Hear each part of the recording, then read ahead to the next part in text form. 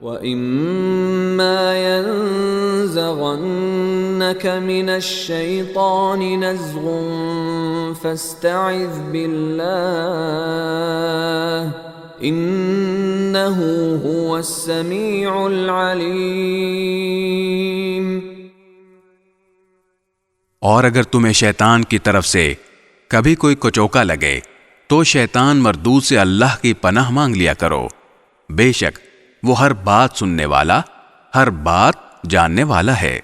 وَمِنْ آيَاتِهِ اللَّيْلُ وَالنَّهَارُ وَالشَّمْسُ وَالْقَمَرُ لَا تَسْجُدُوا لِلشَّمْسِ وَلَا لِلْقَمَرِ وَاسْجُدُوا لِلَّهِ الَّذِي خَلَقَهُنَّ إِن كُنتُمْ إِيَّاهُ تَعْبُدُونَ۔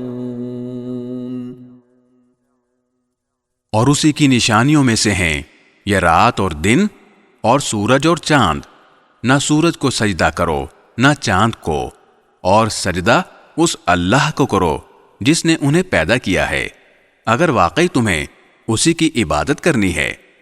فَإِنِ اسْتَكْبَرُوا فَالَّذِينَ عِندَ رَبِّكَ يُسَبِّحُونَ لَهُ بِاللَّيْلِ وَالنَّهَارِ وَهُمْ لَا يَسْأَمُونَ۔